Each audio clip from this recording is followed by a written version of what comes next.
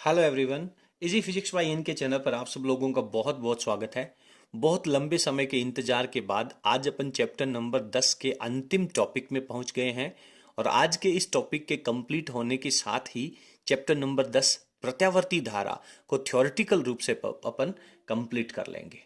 तो आज की इस वीडियो में अपन बात करने वाले हैं ट्रांसफार्मर की। कौन कौन से स्टेप्स के बारे में अपन पढ़ेंगे। सबसे पहले ट्रांसफार्मर की परिभाषा के बारे में बात करेंगे। ट्रांसफार्मर जो है वो किस सिद्धांत पे कार्य करता है उसके बारे में पढ़ेंगे। ट्रांसफार्मर की जो बनावट है, उसकी कार्य प्रणाली है, उनके बारे में अध्ययन करेंगे। ट्रांसफार्मर कितने प्रकार के होते हैं, उसके अलग अलग प्रकार हैं, उनके बारे में अपन बात करेंगे। ट्रांसफार्मर की जो दक्षता है उसके बारे में अध्ययन करेंगे। और ट्रांसफार्मर के अंदर होने वाली ऊर्जा हानि, सबसे इंपॉर्टेंट पोर्शन, ट्रांसफार्मर में होने वाली ऊर्जा हानि और इन ऊर्जा हानियों को अपन किस तरह से कम कर सकते हैं, जो इस वीडियो का सबसे अहम पार्ट होने वाला है और बोर्ड परीक्षा में मुख्य रूप से पूछा जाने वाला प्रश्न होगा। और वीडियो के अंत में अपन ट्रांसफार्मर के उपयोग के बारे में चर्चा करेंगे। चलिए शुरू करते हैं आज का टॉपिक। सबसे पहले इसकी परिभाषा से अपन इसकी शुरुआत करते हैं। ट्रांसफार्मर नाम लेते ही आप लोगों के दिमाग में एक डायग्राम बनना चाहिए। कैसा डायग्राम बनना चाहिए? आप सब लोगों के घरों के आसपास कॉलोनी के अंदर एक बड़ा सा एक इंस्ट्रूमेंट लगा होता है जिसे अपन अपनी फॉर्मेट में, अपनी लैंग्वेज में डीपी बोलते हैं। क्या बोलते हैं? डीपी बोलते हैं। तो वो जो डीपी है वो ही आपका ट्रांसफार्मर है। तो आज के इस वीडियो में अपन ट्रांसफार्मर की चर्चा करते हैं।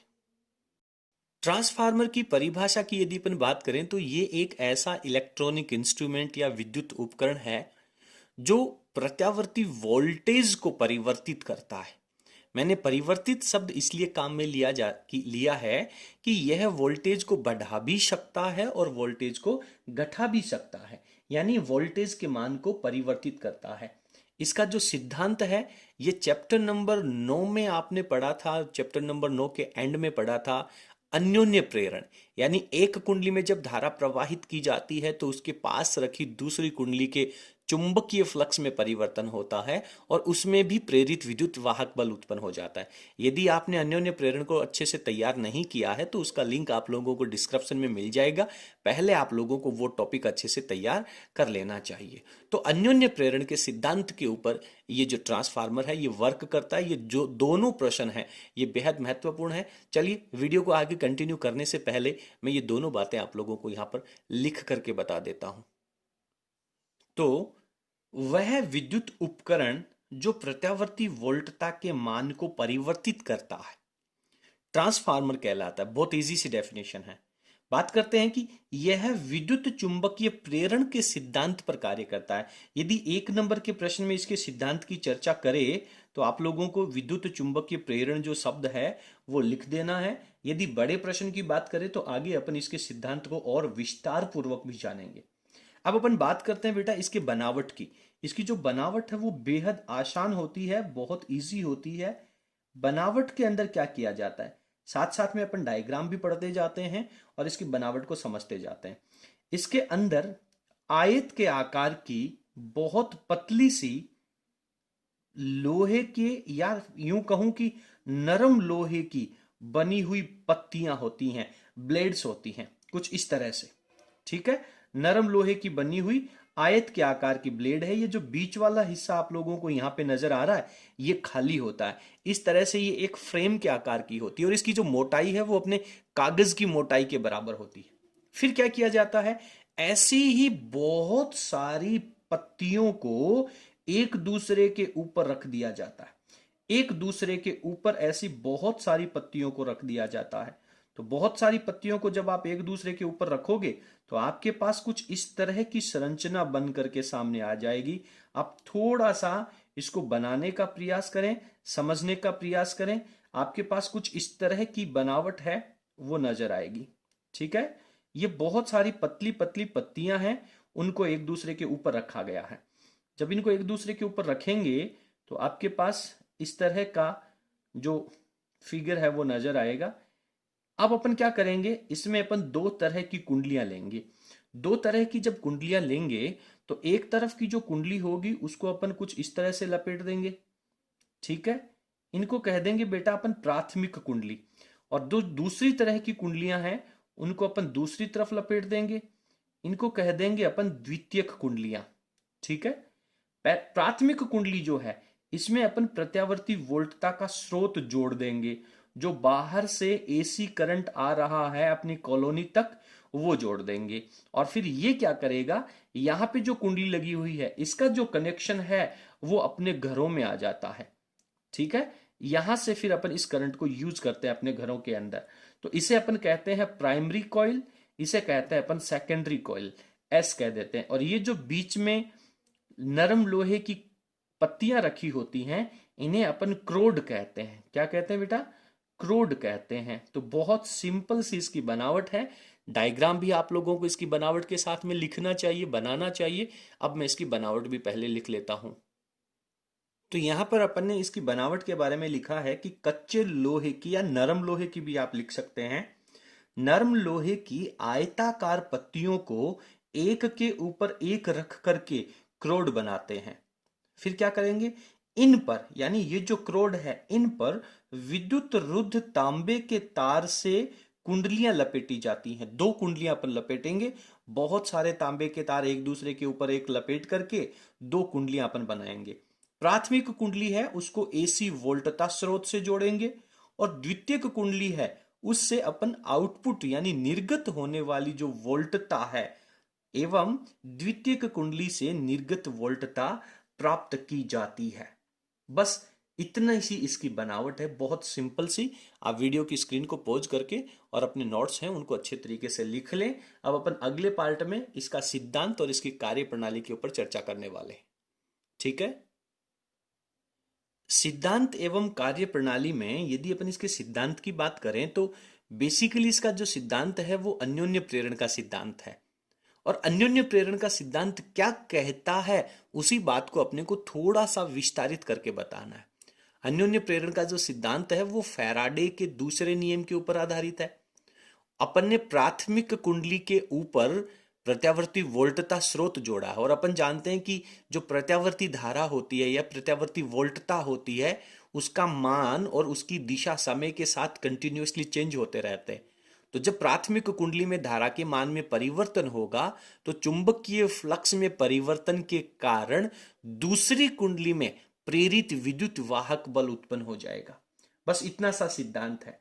और अपन बहुत अच्छे से जानते हैं कि दोनों ही कुंडलियों का जो चुंबकीय फ्लक्स है वो लगभग एक दूसरे से संबंधित है, यदि अपन किसी प्रकार की होने वाली ऊर्जा हानि को नगण्य मान लें तो यहां पे अपने को लिखना होगा कि प्राथमिक कुंडली में जो फेरों की संख्या है, नंबर ऑफ राउंड्स है, उसको एनपी कह देंगे। द्वितीयक कुंडली में फेरों की संख्या को एनएस कह देंगे। प्राथमिक कुंडली में जो वोल्टेज अप्लाई कर रखा है उसको अपन वीपी कह देंगे, और द्वितीयक कुंडली में जो आपको वोल्टेज आउटपुट मिल रहा है उसको अपन वीएस कह देंगे। और उसके बाद में लेंज के नियम का उपयोग करते हुए बहुत शॉर्ट फॉर्मेट में मुख्य फॉर्मूलों का उपयोग करते हुए इसके सिद्धांत और कार्य प्रणाली को लिखते हैं। तो यहां पे अपन ने इसके सिद्धांत में लिखा है कि प्राथमिक कुंडली में प्रत्यावर्ती धारा का मान व दिशा लगातार रूप से, सतत रूप से परिवर्तित होने से उसके फ्लक्स में परिवर्तन होता है, और प्राथमिक कुंडली के फ्लक्स में परिवर्तन होने से द्वितीयक कुंडली के फ्लक्स में भी परिवर्तन होगा। ठीक है। दूसरी कुंडली के फ्लक्स में भी परिवर्तन होता है, जिससे प्रेरित विद्युत वाहक बल उत्पन्न हो जाता है। और ये जो प्रेरित विद्युत वाहक बल उत्पन्न होगा इसकी वैल्यू फैराडे के दूसरे नियम और लेंज के नियम के अनुसार अपन बहुत अच्छे से जानते हैं। यदि प्राथमिक और द्वितीयक कुंडलियों में फेरों की संख्या को अपन एनपी और एनएस कह दें और क्रमशः वोल्टताओं को वीपी और वीएस कह दें तो फैराडे और लेंज का नियम लगाएंगे तो अपने पास दो इक्वेशन आ जाएंगे। ठीक है सर। अब दोनों इक्वेशन में अपने को क्या करना है कि समीकरण एक में दो का भाग लगाना है। समीकरण एक को दो से क्या करें, विभाजित करने पर, विभाजित करने पर। लेकिन इससे पहले अपने को एक बात और लिखनी है। अपने बात कही थी कि दोनों कुंडलियों में जो फ्लक्स में परिवर्तन होता है वो लगभग समान होता है, यदि अपन ये मान लें कि किसी प्रकार की ऊर्जा क्षति नहीं हो रही है। तो वो रेफरेंस अपने को यहां पे लिख देना चाहिए, d phi upon d t प्राथमिक कुंडली में और d phi upon d t द्वितीयक कुंडली में, ये फ्लक्स में परिवर्तन बराबर होगा। अब आप भाग लगा दीजिए, तो भाग लगाएंगे तो आपके पास रिजल्ट क्या आएगा, एक बेहद महत्वपूर्ण रिजल्ट आपके पास आएगा। क्या आएगा, we P upon V S बराबर में माइनस से माइनस गया, ये दोनों फंक्शन बराबर है, ये कैंसिल हो गया, और यहां पे आएगा आपके पास N P upon N S. तो ये फॉर्मूला आप लोगों को बहुत अच्छे तरीके से याद रखना चाहिए, ट्रांसफार्मर के लिए सबसे महत्वपूर्ण फॉर्मूला है ये अपने पास। ठीक है, अब आप यहां पर वीडियो की स्क्रीन को पॉज करें और अपने जो नोट्स हैं उनको अच्छे तरीके से लिखें, फिर अपन आगे कंटिन्यू करते हैं। जो अपने पास रिजल्ट आया है V P upon V S बराबर N P upon N S, इससे एक बात क्लियर हो रही है कि जिस भी कुंडली में फेरों की संख्या ज्यादा होगी उसमें वोल्टेज भी ज्यादा होगा, यानी वोल्टेज है वो फेरों की संख्या के समानुपाती होगा। यानी कि द्वितीयक कुंडली में यदि फेरों की संख्या ज्यादा कर दें तो वोल्टेज ज्यादा प्राप्त होगा, और यदि द्वितीयक कुंडली में फेरों की संख्या कम कर दें तो वोल्टेज डिक्रीज हो जाएगा। और इसी सिद्धांत के आधार पर अपन ट्रांसफार्मर का वर्गीकरण करेंगे, इसको दो भागों में बांटेंगे। अब यहां पे अपन एक बात समझते हैं कि मान लीजिए कि ट्रांसफार्मर में ऊर्जा हानि बिल्कुल नहीं हो रही है, माना ट्रांसफार्मर में ऊर्जा हानि, माना ऊर्जा हानि कितनी हो रही है, ऊर्जा हानि 0 है, 0 है, मान लेते हैं। तो जब ऊर्जा हानि 0 मान ली तो प्राथमिक कुंडली में ऊर्जा और द्वितीयक कुंडली में उत्पन्न होने वाली ऊर्जा दोनों इक्वली तो रहेगी। और ऊर्जा का फॉर्मूला क्या होता है, P बराबर वी आई, P बराबर वी आई। तो यहां पे मैं लिखता हूं पावर प्राथमिक कुंडली में बराबर पावर सेकेंडरी कुंडली में, तो P बराबर वी आई का फॉर्मूला होता है। तो इन दोनों के नीचे अपन P लगा देंगे और इसमें भी अपन P लगा देंगे। यहां पे अपन क्या लगाएंगे बेटा, S लगा देंगे, वी एस आई एस। अब इसको यदि आप थोड़ा सा ऊपर नीचे लेकर के जाएंगे, P वी को एक जगह रखेंगे, आई को एक जगह रखेंगे, तो आपके पास फॉर्मूला बनेगा V P upon V S बराबर I S upon I P, यानी वोल्टेज है वो करंट के व्युत्क्रमानुपाती हो गया।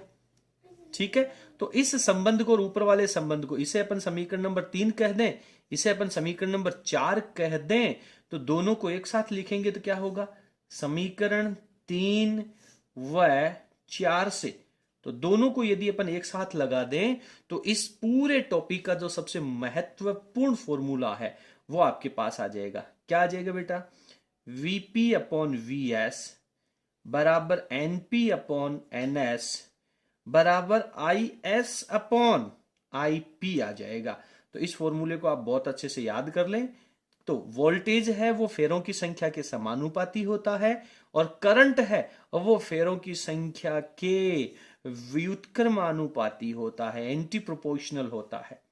तो इसके साथ ही आपका ये जो सिद्धांत है वो यहाँ पे कंप्लीट हो जाता है। आप वीडियो की स्क्रीन को पॉज करें और अपने जो नोट्स हैं वो अच्छे तरीके से लिख लें। अब अपन बात करते हैं ट्रांसफार्मर के प्रकार की। ठीक है, यहां पे मैं हेडिंग लिखता हूं, ट्रांसफॉर्मर के प्रकार, ट्रांसफॉर्मर के प्रकार, टाइप्स ऑफ ट्रांसफॉर्मर। तो इसके कितने टाइप होते हैं, अभी अपन ने चर्चा करी है कि सर ट्रांसफॉर्मर दो प्रकार का होता है। पहला जो होगा उसे अपन कहेंगे ऊंचाई, क्या कहेंगे, ऊंचाई ट्रांसफार्मर। ऊंचाई ट्रांसफार्मर का जो इंग्लिश वर्ड है वो बहुत बेहतरीन है, स्टेप अप ट्रांसफार्मर, FORMER। ठीक है, स्टेप अप ट्रांसफार्मर। दूसरा जो होगा इसे कहेंगे अपन अपचाई ट्रांसफार्मर, अपचाई ट्रांसफार्मर। इसका इंग्लिश वर्ड क्या होगा, स्टेप डाउन ट्रांसफार्मर। ठीक है, स्टेप डाउन ट्रांसफार्मर। दोनों के बारे में ज्यादा विस्तार पूर्वक चर्चा करने की आवश्यकता नहीं है। स्टेप अप ट्रांसफार्मर है, ये वोल्टेज को बढ़ाता है।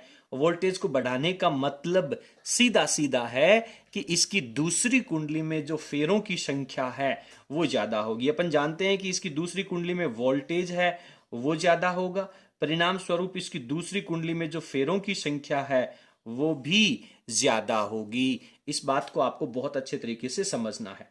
इसी तरीके से अपन अपचाइड ट्रांसफार्मर की बात करते हैं तो अपचाइड ट्रांसफार्मर क्या करता है, ये स्टेप डाउन है। स्टेप डाउन का मतलब है कि इसका जो वोल्टेज होगा वो कम हो जाएगा, किसकी तुलना में, प्राथमिक कुंडली के वोल्टेज की तुलना में। तो सीधा सीधा अर्थ इसका यह है कि इसकी दूसरी कुंडली में जो फेरों की संख्या होगी वो प्राथमिक कुंडली के फेरों की संख्या की अपेक्षा कुछ कम रहेगी। तो ये दोनों बातें आप लोग को बहुत अच्छे तरीके से समझनी है। इस तरीके से अपन इसके दोनों जो प्रकार हैं उनको यहां पे कंप्लीट कर लेते हैं। चलिए आप स्क्रीन को पॉज करें और अपने नोट्स लिख लें, आगे अपन कंटिन्यू करते हैं।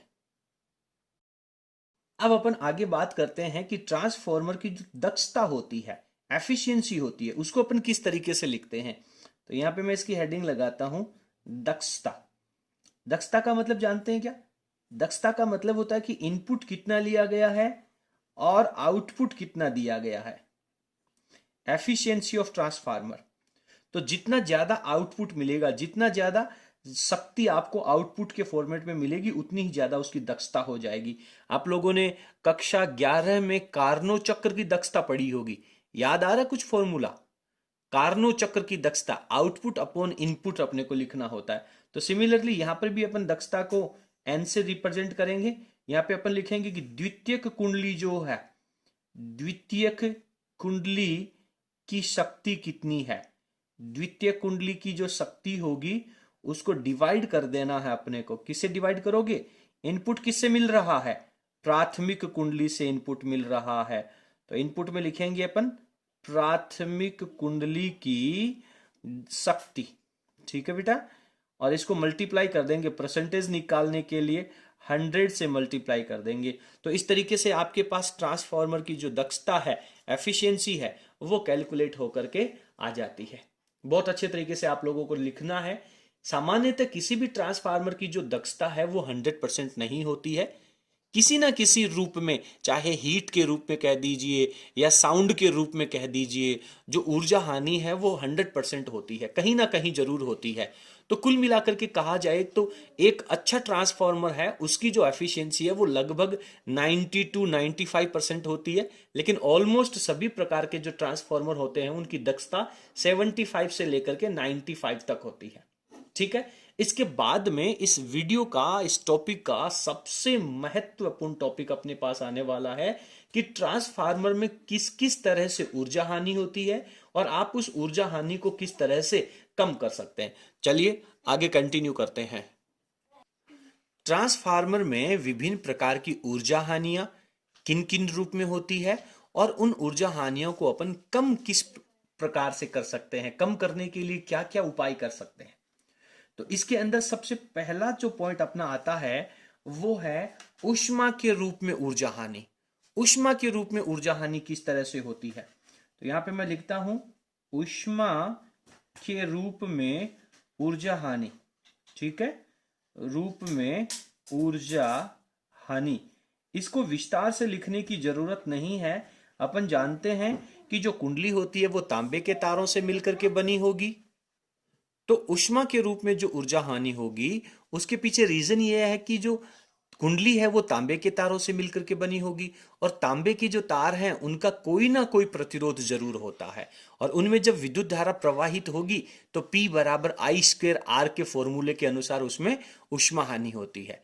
अब अपने को करना क्या है? अपने को उस कुंडली का जो प्रतिरोध है वो कम कर देना चाहिए और कुंडली का प्रतिरोध कम करने के लिए अपने को जो तांबे के तार यूज लेने हैं वो थोड़ी मोटाई के तार होने चाहिए। उसका अनुप्रस्थ काट क्षेत्रफल है वो कुछ ज्यादा होना चाहिए। क्यों क्यों ज्यादा होना चाहिए? क्योंकि अपन जानते हैं कि प्रतिरोध जो होता है उसका फॉर्मूला होता है R is equals to rho L upon A, लंबाई के समानुपाती और अनुप्रस्थ काट क्षेत्रफल के व्युत्क्रमानुपाती। तो इसमें होने वाली ऊर्जा हानि अपन ने लिख दी ऊष्मा के रूप में हानि। अब अपन बात करते हैं इसका उपाय के लिए। तो तांबे के इसके उपाय में क्या लिखें? तांबे के मोटे तारों का उपयोग, मोटे तारों का उपयोग किया जाता है। ठीक है, चलिए दूसरा जो ऊर्जा हानि का कारण है वो है भंवर धाराएं। ठीक है, क्या है? भंवर धाराओं के कारण, भंवर धाराओं के कारण ऊर्जा हानि। ठीक है बेटा, दूसरा रीजन भी अपने को पता चल गया, भंवर धाराओं के कारण ऊर्जा हानि। और अपने जब इसकी बनावट पढ़ी थी तब अपने चर्चा करी थी कि भंवर धाराओं को कम करने के लिए जो क्रोड काम में लेना है वो क्या होना चाहिए? पटलित क्रोड लेना चाहिए, पटलित क्रोड होना चाहिए। तो इसको निवारण का जो उपयोग है उसमें अपने को लिखना है पटलित क्रोड का उपयोग, पटलित क्रोड का उपयोग, ये इसका निवारण हो जाता है। नंबर 3 की बात करते हैं, तो नंबर 3 है इसके अंदर शैथिल्य हानि। शैथिल्य हानि का मतलब होता है कि जब विद्युत धारा प्रवाहित की जाएगी तो वो जो कुंडली है वो चुंबकित होगी, विचुंबकित होगी, चुंबकित होगी और फिर विचुंबकित होगी, जो कि आपने चैप्टर नंबर 8 में बहुत अच्छे तरीके से पढ़ा है। अब शैथिल्य हानि को कम करने के लिए क्या करना चाहिए?